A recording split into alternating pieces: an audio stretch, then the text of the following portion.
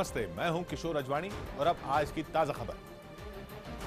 नमस्कार और मैं हूं आपके साथ हिमानी नैथानी। बात कश्मीर के बारामूला की, जहां पर रामपुर सेक्टर में सुरक्षा बलों ने 4 घुसपैठियों को मार गिराया है। सुरक्षा बलों ने इस कार्रवाई से घुसपैठ की बड़ी कोशिश को नाकाम कर दिया है। सुरक्षा बलों ने इलाके को घेर लिया है और इलाके में सर्च ऑपरेशन शुरू कर दिया गया है ताकि कोई भी घुसपैठिया अपने मंसूबे में कामयाब ना हो पाए।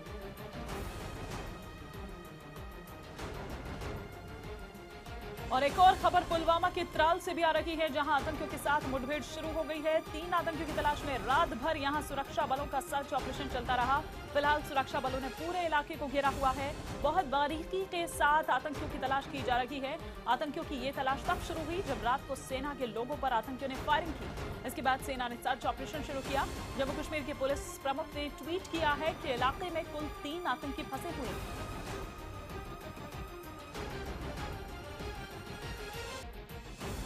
इस खबर पर और विस्तार से जानकारी दे रहे हैं हमारे सहयोगी रिफत अब्दुल्ला। रिफत, अभी क्या सिचुएशन?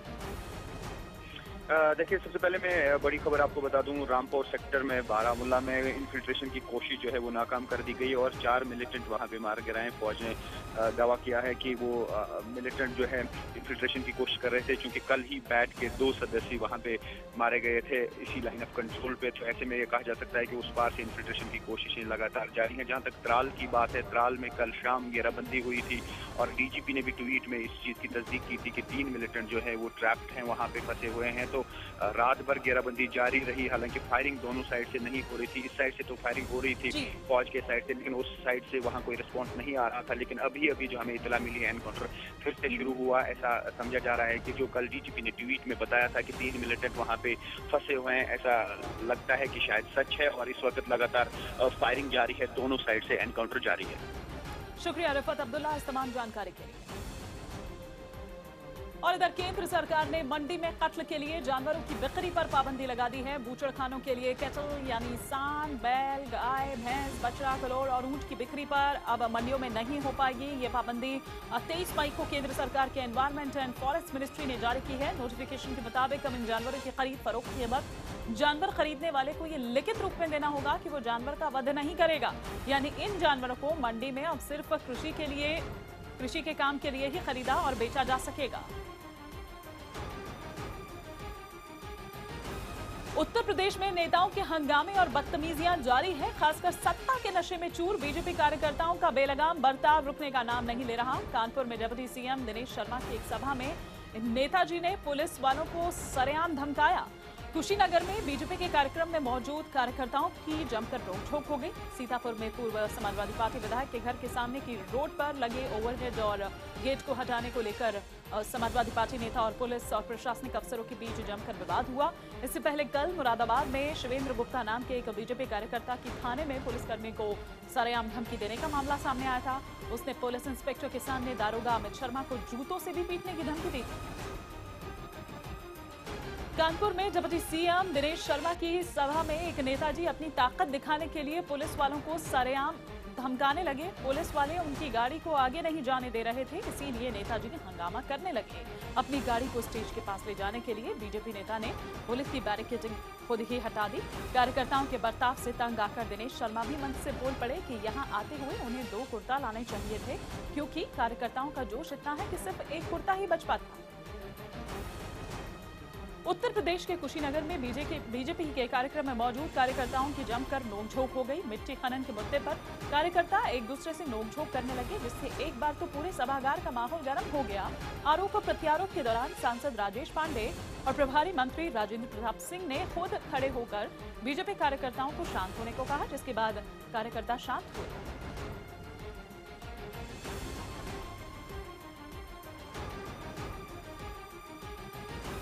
इधर सीतापुर में पूर्व समाजवादी पार्टी विधायक के घर के सामने की रोड पर लगे ओवरहेड और गेट को हटाने को लेकर समाजवादी पार्टी नेता और पुलिस और प्रशासनिक अफसरों के बीच जमकर विवाद हुआ। पूर्व विधायक ओवरहेड हटाने का विरोध कर रहे थे। समाजवादी पार्टी नेता और सिटी मजिस्ट्रेट के बीच सड़क पर ही कई घंटे तक खुलेआम तू-तू मैं होती रही। मामला इतना ज्यादा बढ़ गया कि पुलिस कोतवाली तक पहुंच गया। यहां भी पूर्व विधायक और उनके समर्थक सरकारी अधिकारियों के खिलाफ मामला दर्ज कराने के लिए हंगामा करते रहे। इसके बाद पूर्व विधायक ने सिटी मजिस्ट्रेट और ईओ के खिलाफ पुलिस में लूट, अभद्रता और जान से मारने की धमकी का मामला दर्ज कराया। सिटी मजिस्ट्रेट जेपी गुप्ता मेरे मकान पे पहुंचे और मकान पे रखा हुआ 50,000 रुपया निकाल लिया। हमारी बहू को भट्टी भट्टी गालियां दे। मुंह देखो जरा, क्या भरा पड़ा एकदम। और वहाँ पे जब ईओ हटा रहा था उन लोगों ने अवरोध पैदा किया होगा। और अब बूचड़खानों के लिए मंडी में जानवरों की बिक्री नहीं हो पाएगी। पंजाब से आतंकवाद का खात्मा करने वाले पूर्व पुलिस प्रमुख केपीएस गिल का 82 साल की उम्र में दिल्ली में निधन।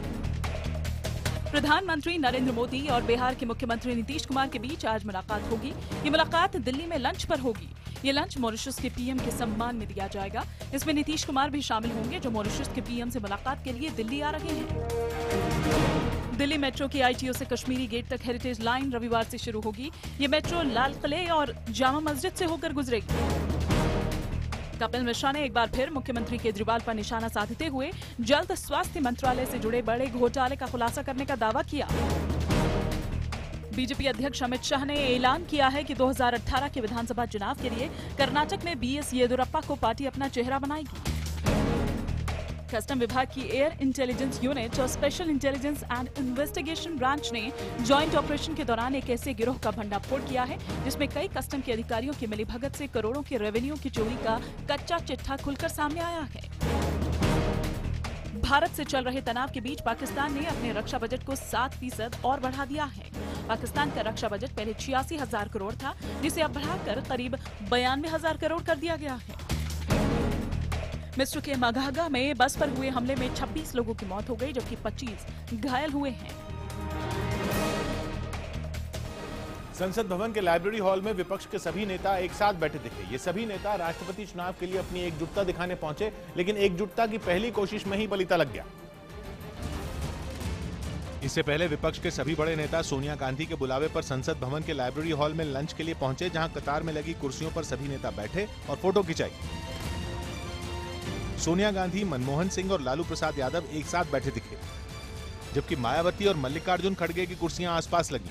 राहुल गांधी और डीएमके नेता कनिमोई काफी देर तक गुफ्तगू करते नजर आए। करीब 17 पार्टियों के नेता इस लंच में शामिल हुए। जहां खाने की टेबल पर बैठकर राष्ट्रपति चुनाव के लिए गुणागणित बनाने की कोशिश हुई। ये बात अलग है कि बैठक में किसी एक नाम पर सहमति नहीं बन पाई, जिसका संकेत बैठक में शामिल ममता बनर्जी ने दिया। ममता के मुताबिक विपक्षी दल एनडीए की ओर से घोषित होने वाले प्रत्याशी का इंतजार करेंगे। Let us wait for the consensus candidate. So let us know the name. Everybody will support the consensus candidate. If it's a secular fabric and all this. बैठक के बाद विपक्ष ने एक बयान भी जारी किया, जिसमें बैठक के एजेंडे के बारे में बताया गया। हालांकि विपक्ष की एकजुटता को दिखाने के लिए बुलाई गई इस बैठक में बिहार के मुख्यमंत्री नीतीश कुमार नहीं पहुंचे, जिनकी गैर मौजूदगी में कई तरह की अटकलों को हवा दे दी। जिस पर जेडीयू ने तो कुछ नहीं कहा, आरजेडी ने सफाई जरूर दे दी। महागठबंधन बनने वाले हैं, इससे सरकार जो बीजेपी की सरकार तिलमिला गई है। वैसे नीतीश कुमार की बैठक से गैर मौजूदगी ने सत्ता पक्ष को विपक्ष की एकजुटता पर सवाल उठाने का मौका तो दे ही दिया, क्योंकि बात सिर्फ नीतीश की गैर मौजूदगी तक रहती तो समझ में आती, क्योंकि बैठक में शरद यादव तो पहुंचे थे, मगर इस बैठक से आम आदमी पार्टी भी गायब रही, जिसे संयुक्त विपक्ष के इस सांकेतिक शक्ति प्रदर्शन से दूर रखा गया और न्योता तक नहीं दिया गया। कांग्रेस ने आम आदमी पार्टी को न बुलाए जाने के सवालों पर कन्नी काट ली। बारे में आदरणीय शरद यादव जी से प्रश्न किया जाए। हालांकि आम आदमी पार्टी के नेताओं ने विपक्ष की बैठक में न बुलाए जाने पर कुछ यूं जवाब दिया। भेजना उनका काम है, निमंत्रण के आधार पे हमें फैसला करना हमारा काम है। विपक्ष की गोलबंदी के बीच बीजेपी खामोश है और इस बैठक को ज्यादा तवज्जो नहीं दे रही। राहुल गांधी आज सहारनपुर जाएंगे, लेकिन प्रशासन ने उन्हें अब तक इसकी इजाजत नहीं दी है। यूपी के एडीजी लॉ एंड ऑर्डर पहले ही कह चुके हैं कि राहुल गांधी को सहारनपुर जिले में नहीं घुसने दिया जाएगा। अगर वो जबरदस्ती करते हैं तो उनको हिरासत में ले लिया जाएगा। लेकिन कांग्रेस का कहना है कि वहां जाना विपक्ष के नेता का हक है।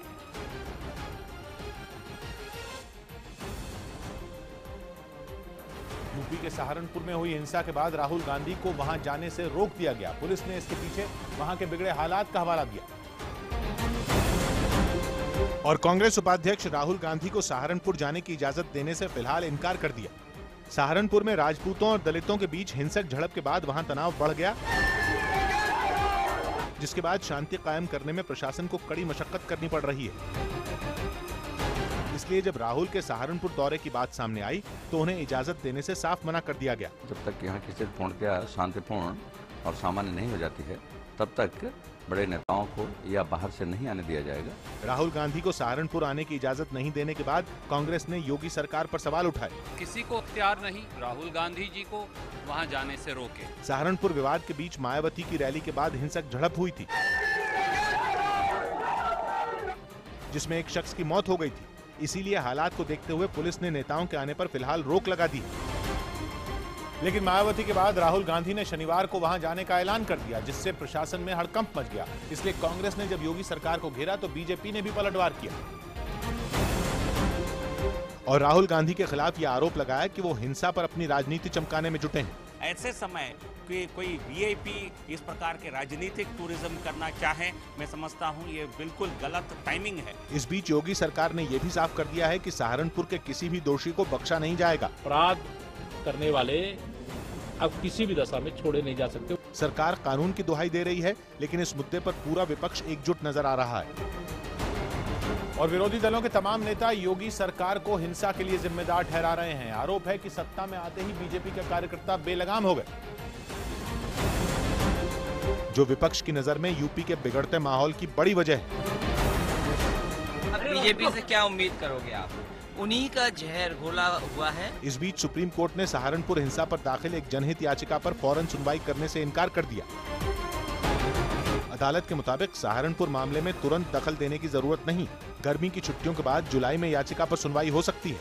याचिका में सुप्रीम कोर्ट से सहारनपुर हिंसा की एसआईटी जांच और पीड़ितों को मुआवजा देने की मांग की गई थी। करीब 1.5 महीने से सहारनपुर में रुक रुक कर हिंसा हो रही है। आगरा में कैंट एरिया में एक तेज रफ्तार कार ने बाइक सवार फौजी को टक्कर मार दी, जिससे फौजी की मौके पर ही मौत हो गई। फौजी का नाम लांस नायक इंद्रजीत बताया जा रहा है, जो कि स्ट्राइक 1 में तैनात थे। हादसे के बाद लोगों ने कार चालक को मौके से पकड़कर पुलिस के हवाले कर दिया। जिस कार से फौजी की मौत हुई वो उत्तर प्रदेश के कैबिनेट मंत्री चौधरी लक्ष्मी नारायण की बताई जा रही है। हादसे में कार में सवार मंत्री की बेटी इशिका चौधरी समेत 4 लोग भी घायल हुए हैं। एक निजी अस्पताल में घायलों का इलाज किया जा रहा है। एसपी सिटी ने भरोसा दिलाया कि दोषियों के खिलाफ कड़ी कार्रवाई की जाएगी। करीब 5 बजे की बात है। लांस नायक इंद्रजीत अपनी ड्यूटी करके जा रहे थे, ऐसी तहरीर मिली है और होंडा सिटी से एक्सीडेंट हुआ है। जो तहरीर दिया है, जो मृतक पक्ष है, उनका कहना है कि लापरवाही से गाड़ी चला रहे थे। मुलजिम को हमने गिरफ्तार कर लिया है। जम्मू कश्मीर में एलओसी के पास भारतीय सेना ने पाकिस्तान की BAT यानी बॉर्डर एक्शन टीम के 2 जवानों को मार गिराया। उरी सेक्टर में भारतीय सेना की चौकी पर हमला करने के लिए पाकिस्तान ने एक बार फिर कायराना तरीका अपनाया, लेकिन इस बार मुस्तैद जवानों ने हमले को नाकाम कर दिया। सेना के सूत्रों के मुताबिक पाकिस्तान की बॉर्डर एक्शन टीम के कुछ जवान उरी सेक्टर में सेना की चौकी पर हमला करने के मकसद से दबे पांव आए, लेकिन भारत के मुस्तैद जवानों को उनके आने का पता चल गया। इससे पहले कि बैट के जवान कोई हरकत कर पाते, भारतीय जवानों ने उन पर फायरिंग कर दी। The army foiled bat attempt along the line of control, जिसमें बैट के 2 जवान मौके पर ही मारे गए, जबकि कुछ के घायल होने की खबर भी है। हालांकि सेना की कार्रवाई से घबराकर बैट के बाकी जवान वहां से फरार हो गए। पाकिस्तान की बॉर्डर एक्शन टीम अपनी हैवानियत के लिए पूरी दुनिया में बदनाम है। कायराना तरीके से भारतीय जवानों पर हमला करने और फिर उनके साथ बर्बरता करने को बैट के जवान अपनी कामयाबी मानते हैं। पिछले महीने पुंछ सेक्टर की कृष्णा घाटी में भी BAT के जवानों ने 2 भारतीय जवानों के साथ बर्बरता को अंजाम दिया था। जवानों के नाम पर बॉर्डर एक्शन टीम में उन आतंकियों को भर्ती किया जाता है जो किसी भी तरह के खूंखार कारनामे को अंजाम देने के लिए तैयार रहते हैं, लेकिन भारतीय सेना बड़ी मुस्तैदी से पाकिस्तान की सेना और आतंकियों के गठजोड़ को नेस्तनाबूद करने में जुटी है। उत्तर प्रदेश के उप मुख्यमंत्री दिनेश शर्मा के कार्यक्रम स्थल के सामने मोटरसाइकिल सवार युवकों ने स्कॉर्पियो गाड़ी पर फायरिंग की। यह हमला कार्यक्रम से ठीक पहले किया गया। इस कार्यक्रम का आयोजन उन्नाव में किया गया था और सुरक्षा के मद्देनजर वहां उन्नाव पुलिस भी मौजूद थी। फिर भी हमलावरों ने इस वारदात को अंजाम दे दिया। वहीं इस हमले के बाद चारों तरफ अफरा तफरी मच गई। थोड़ी दूरी पर 2 पक्षों के बीच में विवाद की सूचना संज्ञान में आई है। उसका प्रकरण अभी जांच कराई जा रही है। एक टीम इसमें ऑलरेडी काम कर रही है। जैसे ही पता रहेगा आप लोग को अवगत कराएंगे। श्रीलंका में बाढ़ आने और जमीन खिसकने की वजह से 91 लोगों की मौत हो गई, जिसके बाद भारत ने राहत सामग्री के 2 जहाज मदद के लिए भेजे हैं। जानकारी के मुताबिक पहला जहाज आज सुबह और दूसरा रविवार सुबह वहां पहुंचेगा। पीएम ने ये कहा है कि मुश्किल घड़ी में श्रीलंका के साथ खड़ा है भारत। पाकिस्तान की खुफिया एजेंसी आईएसआई की मदद से लश्कर तैयबा के कुछ आतंकी भारत में हमला करने की योजना बना रहे हैं। खुफिया एजेंसियों को मिली जानकारी के मुताबिक आईएसआई की मदद से लश्कर के 21 आतंकी भारत में घुस चुके हैं। सभी आतंकी दिल्ली, मुंबई, पंजाब और राजस्थान में हमले की योजना बना रहे हैं। इसके मद्देनजर दिल्ली पुलिस की सभी यूनिट को अलर्ट कर दिया गया है। साथ ही कुछ खास जगहों की सुरक्षा बढ़ाने के निर्देश दिए गए हैं, जिनमें भीड़ भाड़ वाले बाजार, बड़े मॉल, मेट्रो स्टेशन और धार्मिक स्थल शामिल हैं।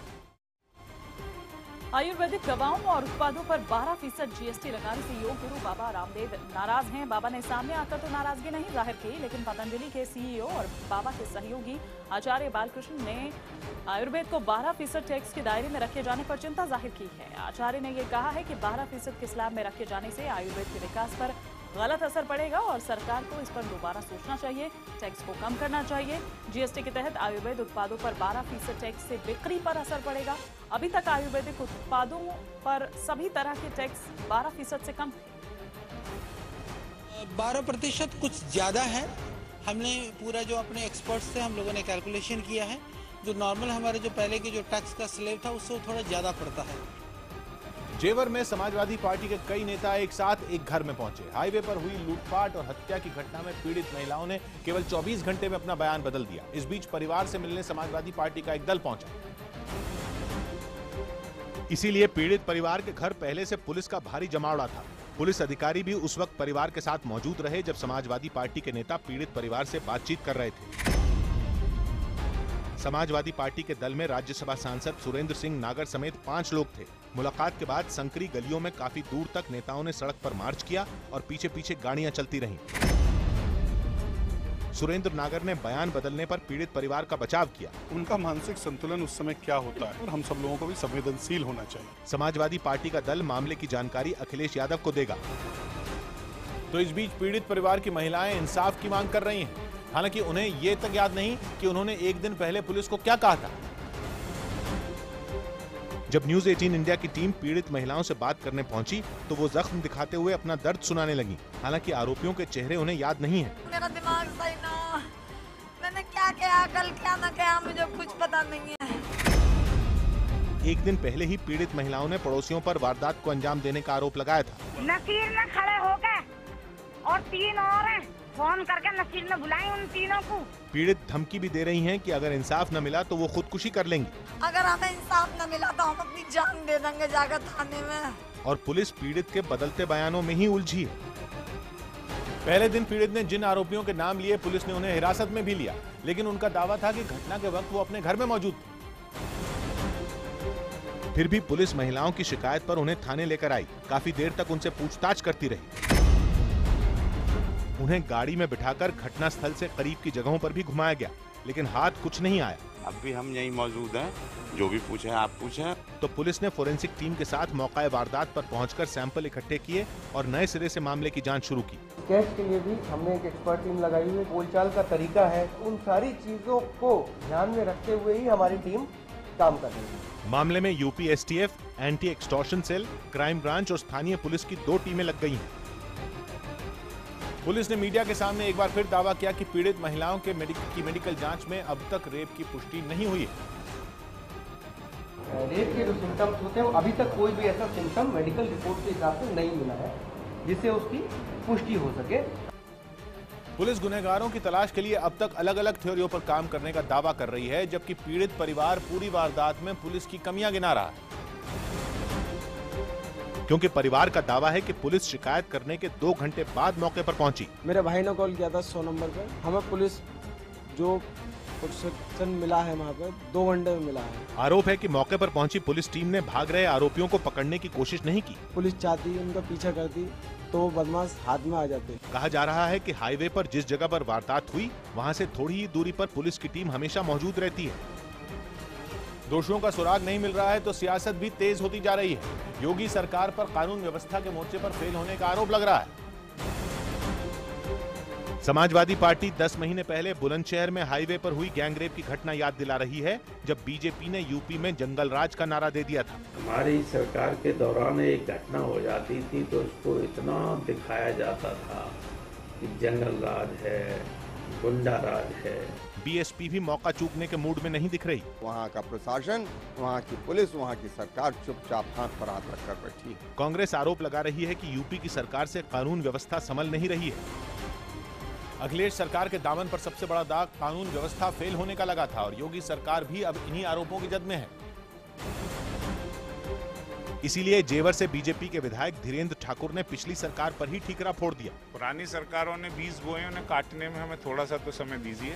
सीनियर मंत्री श्रीकांत शर्मा भी पिछली सरकारों की बनाई व्यवस्था को ही दोष देने लगे। जर्जर कानून व्यवस्था हमारी सरकार को विरासत में मिली है। हालांकि सरकार दावा कर रही है कि हाईवे को खौफ का सबब बनाने वाले गैंग को बहुत जल्दी जेल पहुंचाया जाएगा। नन्हे आहिल ने की सलमान की पिटाई। सलमान खान का एक वीडियो सोशल मीडिया पर वायरल हो रहा है, जिसमें सलमान अपने नन्हे भांजे आहिल से मस्ती में मार खाते नजर आ रहे हैं। गायक और अभिनेता दिलजीत दोसांझ की आने वाली फिल्म सुपर सिंह का नया गाना जारी कर दिया गया है।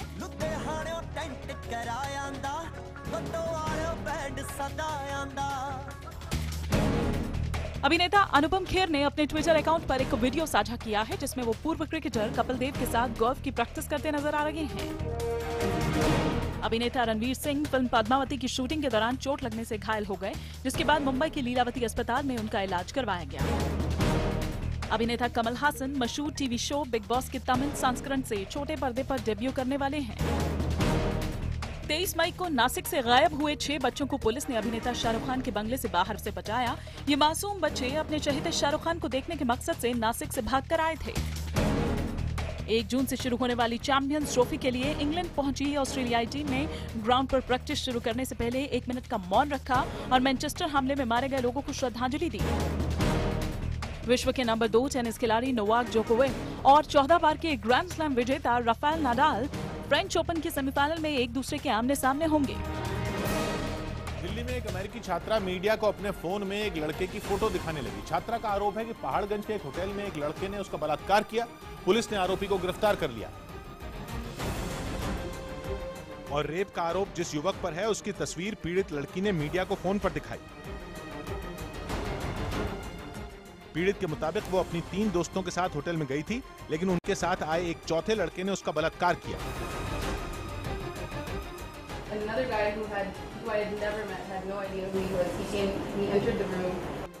इसके बाद लड़की के दोस्तों ने उसे भारत के कानून से डराया और उसने पुलिस को शिकायत तक नहीं की। घटना के बाद लड़की जयपुर चली गई और अपनी एक सहेली को आप बीती बताई। लड़की की दोस्त के परिवार से कानूनी मदद मिलने का भरोसा मिलने के बाद वो वापस दिल्ली आई और दिल्ली के नबी करीम थाने में एफआईआर दर्ज कराई, जिसके बाद पुलिस ने एफआईआर दर्ज कर आरोपी जसवंत को गिरफ्तार कर लिया। हैरानी की बात यह है कि पुलिस जब लड़की को लेकर पहाड़गंज के होटल में पहुंची तो आरोपी होटल में ही मौजूद था।